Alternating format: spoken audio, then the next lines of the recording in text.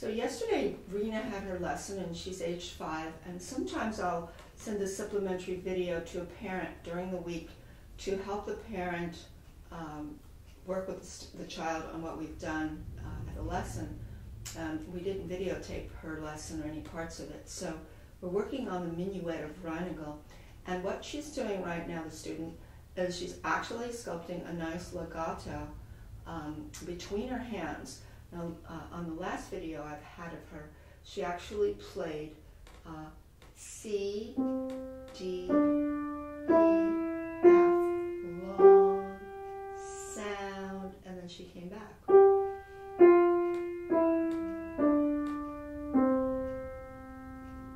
She did the same thing in the left hand. She's able to do each hand. She was working on that during the week. So yesterday's lesson, I tried something, added something to it, and I told her to go up and down with each hand alone, as if there was a conversation between the left hand and the right. The left hand starts, and these are running notes, and actually write them down for her. It's really a half note, but she doesn't know half notes yet. The word half note, she doesn't know eighth notes, but she does know running notes and one sound, running notes and one sound. And actually I write it out on paper. You see the little running notes going up in a kind of spatial page where there's no staff. It's just floating in space, which I like that idea. And then the right hand is the answers the left hand. Running notes and one sound, running notes and one sound. She did that really very well. You know, and the way I gauged whether she was ready was because we had about 5 or almost 6 months of just playing separate notes with one finger, each finger that is separately. And I started noticing that she on her own would start connecting fingers quite beautifully, and I thought, well, why am I stopping her? And I waited a period of time till we had a lot of saturation with individual fingers, say, playing, you know, for Jacques, she can do this quite well, and she does it with 2 hands, with a nice wrist motion, you know, nice follow through, relaxed arms, relaxed wrists. But now, yesterday, she actually, and she was doing this during the week, as I showed her last week, she was actually consecutive fingers rolling forward, doing a rolling motion, which I've taught her, and doing that absolutely beautiful legato. Short, short, long sound. Now what she does here is she takes her 5, which I've instructed her to do, 5 on G, 5 on A, back to 5, and then continue her legato. These are her running notes, and she knows what they look like, so she does have notational exposure, which will be pre-staff exposure. And then here, she uses thumb. And she knows this is short sounds are quarter notes too. You know, basically we have circles. And I should really go get the circles that we use. So we have, for the quarter note, this is the short sound, this is the black circle. And for the half note, she knows as the long sound, it's a white circle. You can put it up on the rack. She knows the whole note now, which is whole note hold down. Looks like that. Looks like a little egg, oval with thick borders. And she knows running notes like this. Her mom actually did this.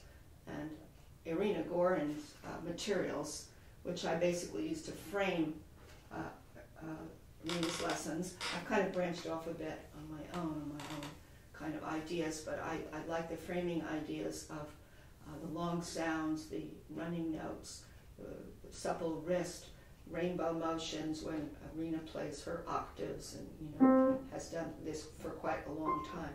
So right now we're at the juncture, you know, where she is doing the legato between the hands and is able now to imbue her for Jacques now with consecutive fingers, where for a long time it was single fingers.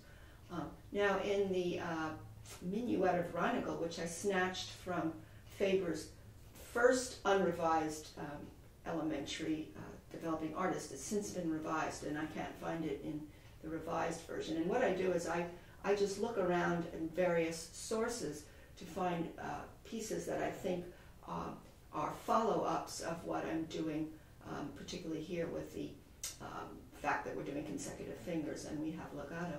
So I picked the minuet of Rina, which I have a video of where the parent hears me, watches me instruct on this. And this is good because you do have the consecutive fingers now, but we're detaching, and then we are interspersing this legato, which is hard because you're doing 3, 4, 5. And then a nice wrist motion. And Rina's doing all of this now very well in the right hand. Running notes and half. The one thing I don't have up here is the half note dot. And actually I've drawn it on a piece of paper with the circle and the dot next to it, the hollow circle and the dot next to it. And she knows that's called half note dot. And we clap, of course, all these rhythms too. So she's had a lot of saturation with clapping rhythms, singing letter names. She does know the music alphabet very well.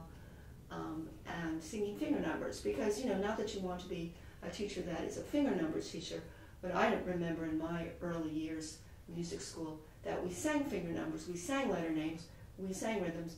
It all comes together, you know, because you have to know finger numbers too, but you don't want that to substitute for, you know, note names, so you can kind of bring them all together.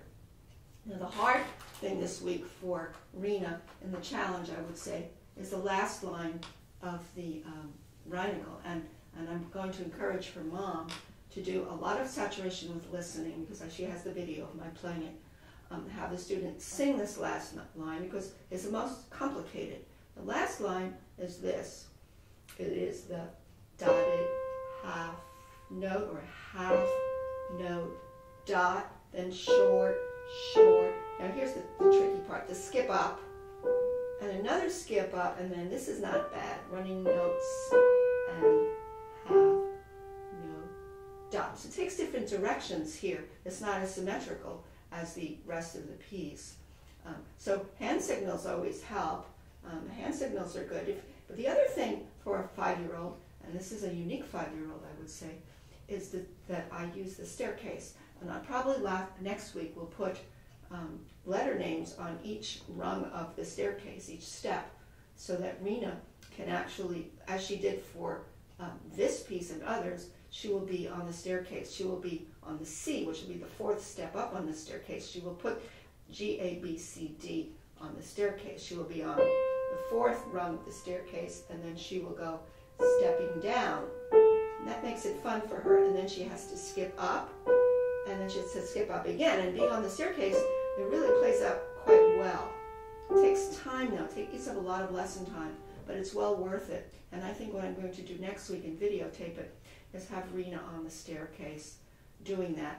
The other thing is she will also sing the letter names, and that will spring from her staircase activity, because she will already have understood the direction of these notes.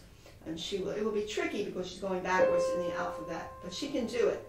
B, A, G, that's like bag, and then skip up. Well, she's not really quite reading yet. A little bit she is. She's not reading, so we can't be going bag, things like that, but we can do the letter names. The other thing she did for this piece was she did a preparatory 5-finger position like she did with C major. She just transposed what she did here. She introduced the lesson with that warm-up. And then she went, as I said before, this is what we were doing yesterday, a conversation between the hands. Stiff note there. Now on the minuet then, we got ready by a new 5-finger position which started on G, and it really feels the same. These are all white notes. So she did this very, very efficiently, very well. So we're kind of in a new venue now with the connected fingers. And she plays them very clearly. Now, in keeping with my being very progressive about black notes, I will definitely have her next week play these 5-finger positions, inserting a flat. And she'll play her hands slightly deeper to accommodate the flat. And so she's done that before with for Jacques. She's plays it with an E flat with separate fingers, of course. But I believe yesterday I did have her, she actually did this. She did it very well. We said, let's do the sad one. And she actually played it with a flat, just like this. Now I told her she needed to be a little deeper in the keys, because if she started back here, she would be it would be hard to find the flat when she needed it. So everything's running very smoothly, and this is basically where we're at right now in her study.